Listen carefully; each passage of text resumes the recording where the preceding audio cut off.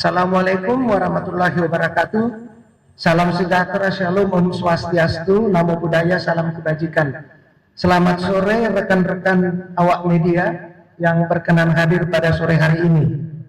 Kami akan menyampaikan dua hal berkaitan dengan kegiatan Satuan Tugas Penertiban Kawasan Hutan. Yang pertama berkaitan dengan pengawasan bandara dan pelabuhan. Yang kedua, kami akan sampaikan mengenai capaian kinerja serta progres dari tugas-tugas yang menjadi bagian penting dari informasi publik yang diberikan oleh Satuan Tugas Penertiban Kawasan Hutan. Yang pertama, kami akan menyampaikan berkaitan dengan Satgas Terpadu memperkuat pengawasan bandara dan pelabuhan khusus IMIP dan IWIP yang berhasil mengungkap sejumlah pelanggaran. Kami sampaikan perkembangan terkait kinerja Satgas Terpadu beberapa waktu belakangan ini. Pemerintah melalui Satuan Tugas Terpadu berhasil memperkuat pengamanan, pengawasan dan penegakan hukum di bandara dan pelabuhan khusus PT Indonesia Morowali Indonesian Park IMIP Morowali Sulawesi Tengah dan PT Indonesian Weda Bay Industrial Park atau IWIP di Weda Bay, Maluku Utara. Sejak dilaksanakannya alih komando dan pengendalian bandara dan pelabuhan khusus PT IMIP Morowali dan PT IWIP Weda Bay pada 21 November 2025, sejumlah pelanggaran strategis berhasil diungkap, termasuk penangkapan 2 kapal penyangkut nikel ore ilegal oleh TNI Angkatan Laut pada 25 November 2025 di perairan Mandiodo, Konawe Utara, Sulawesi Tenggara. Kedua kapal tersebut milik PT PMH dengan muatan milik PT DMS bertujuan ke PT IMIP Morowali. Terbukti melakukan pelanggaran serius, mulai dari beroperasi di jeti ilegal, tidak memiliki surat persetujuan olah gerak atau SPOG, sehingga tidak membawa dokumen kapal dan muatan yang sah. Seluruh temuan tersebut diduga melanggar ketentuan Minerba dan peraturan pelayaran, sehingga unsur TNI Angkatan Laut mengawal kedua kapal ke Lanal Kendari untuk proses hukum lebih lanjut.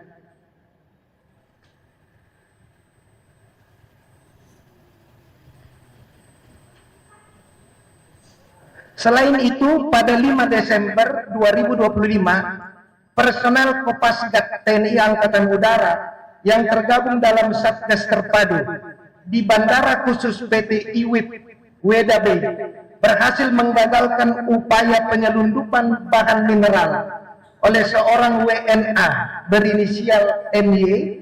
Pelaku kedapatan membawa 5 pek serbuk nikel campuran dan 4 pek serbuk nikel murni melalui pesawat Super Airjet Weda Bay ke Manado. Penangkapan WNA tersebut menjadi bukti pentingnya efektivitas penempatan Satgas Terpadu, mengingat bandara tersebut sebelumnya tidak dilengkapi perangkat pemerintahan wajib untuk pengawasan lalu lintas orang dan barang. Oleh karena itu, Satgas Terpadu yang terdiri dari unsur bea cukai, imigrasi, karantina ikan, hewan, tumbuhan, karantina kesehatan, BMKG, Airnav Indonesia, APSEC, TNI Polri, dan Kejaksaan akan terus memperketat pengawasan di seluruh bandara dan pelabuhan khusus untuk memastikan seluruh aktivitas penerbangan, pelayaran, dan pergerakan logistik mematuhi ketentuan hukum serta mencegah kegiatan ilegal yang berpotensi merugikan negara. Menteri Pertahanan Bapak Safri Samsudin dalam peninjauan latihan TNI di Morowali pekan lalu telah menyoroti adanya anomali regulasi yang membuka celah kerawanan terhadap kedaulatan ekonomi nasional. Beliau menegaskan perlunya deregulasi serta penguatan pembangunan kekuatan pertahanan di titik-titik industri strategis. Negara tidak akan berhenti menindak kegiatan ilegal yang merugikan kekayaan nasional, termasuk kasus pertambangan ilegal di Bangka, Morowali, maupun Wedabai. Tegas pesan dari Menteri Pertahanan. Pemerintah memastikan Satgas Terpadu akan terus memperketat pengawasan lalu lintas orang, barang, dan logistik di seluruh bandara dan pelabuhan khusus. Langkah ini menjadi bagian dari komitmen negara untuk menjaga kedaulatan ekonomi, menutup ruang penyelundupan, serta memastikan seluruh aktivitas industri berjalan sesuai ketentuan hukum serta kepentingan nasional. Demikian yang dapat kami sampaikan menyangkut dua kegiatan Satgas Penertiban Kawasan Hutan pada minggu lalu. Yang kedua, izinkan kami menyampaikan update data yang berkaitan dengan kinerja dari Satuan Tugas Penertiban Kawasan Hutan. Per 8 Desember, total Satgas Penertiban Kawasan Hutan, total penguasaan sudah mencapai 3.771.467,31 hektar dengan beberapa tahapan yang telah dilakukan. Ada 4 tahapan dari mulai Januari 2025 sampai dengan sekarang. Jadi total penguasaan telah mencapai 3.771.467,31 hektar. Yang kedua, Satgas telah menyerahkan untuk Agrinas Palma Nusantara yang telah diserahkan 1.504.625,21 hektar. Ini juga telah dilakukan dalam beberapa tahapan.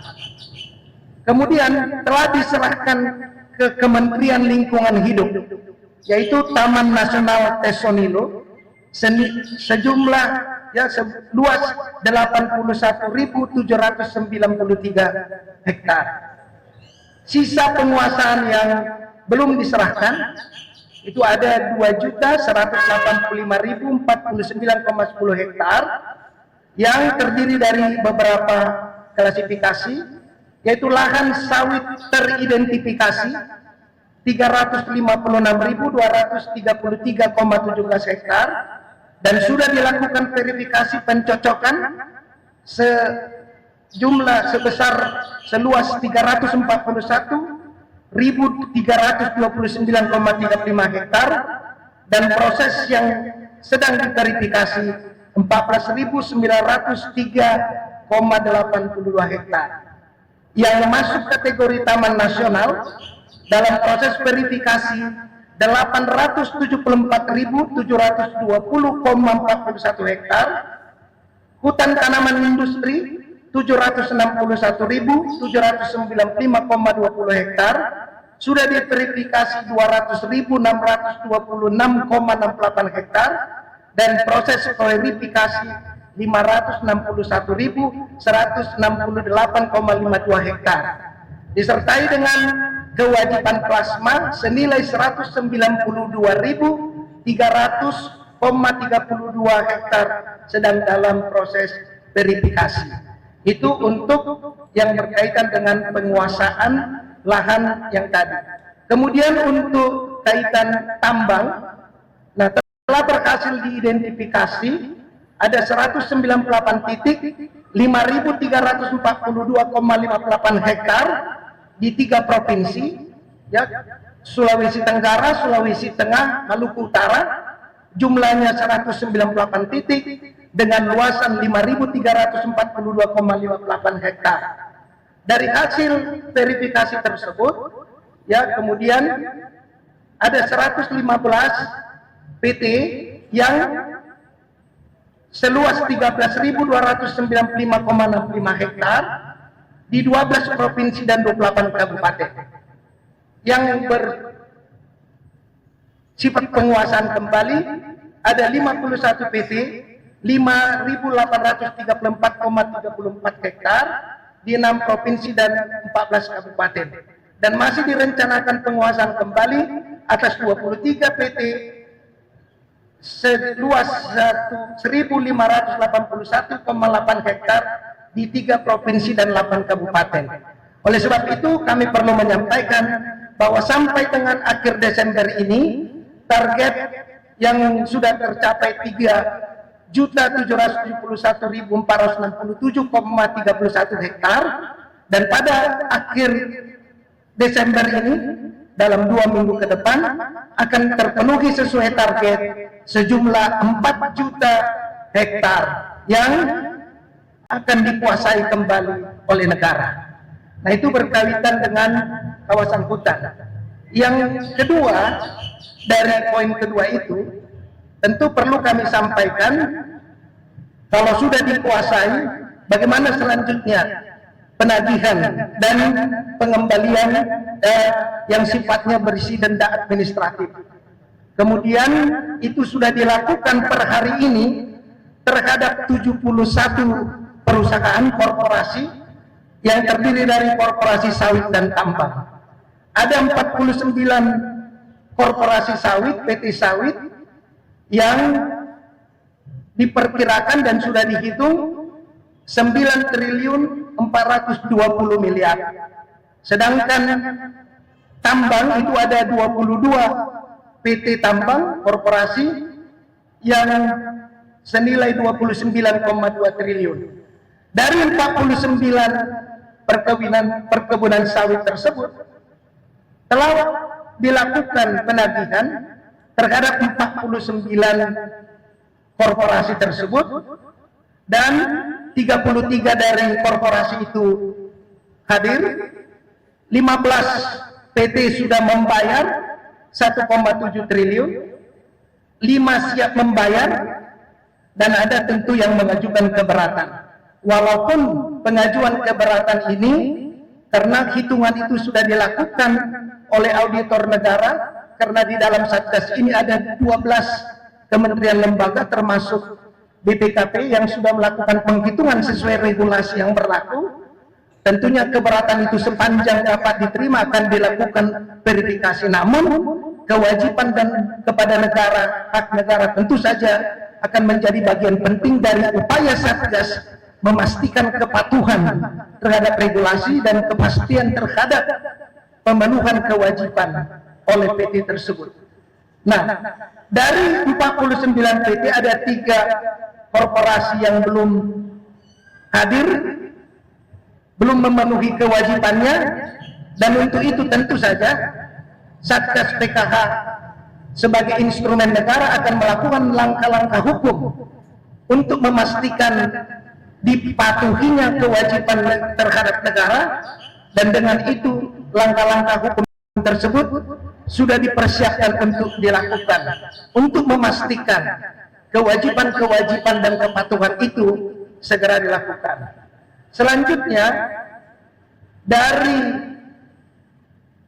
perusahaan tambang ada 22 perusahaan tambang, 22 sudah masuk jadwal tagih, 9 masih menunggu. Dari 22 tersebut 13 hadir. Dari 13 di situ 1 korporasi sudah membayar senilai 500 miliar dari 2,94 triliun. 3 korporasi menerima apa yang sudah disampaikan oleh Satgas dan siap bayar. 1 masih mengajukan keberatan. Dan untuk korporasi yang mengajukan keberatan ini, Satgas memberikan ruang untuk dialog, tetapi tentu saja karena Satgas bekerja sesuai dengan ketentuan regulasi yang ketat, maka Satgas juga memastikan hak dan kewajiban kepada negara menjadi bagian penting dari semua proses yang berjalan dalam tugas dan kewenangan Satgas dimaksud.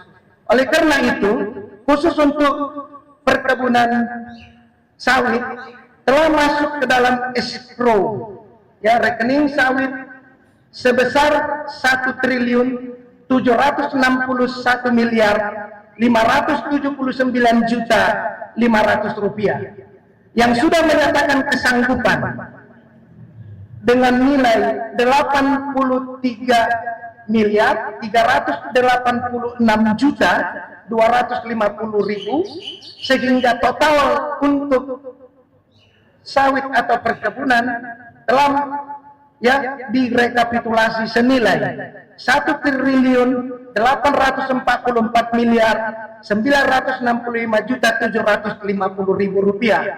Sedangkan untuk tambang yang sudah masuk adalah 500 miliar rupiah, yang sudah menyatakan sang bayar adalah 1.644.731.412.940 rupiah ditambah 1.594.700.505.000 rupiah, sehingga totalnya adalah 3.738.431.987.940. Dan karena itu, melalui konferensi ini kami juga menghimbau agar korporasi yang memiliki kewajiban sesuai dengan regulasi yang telah ditetapkan agar kooperatif dan dapat bekerja sama menyelesaikan seluruh pertanggungjawaban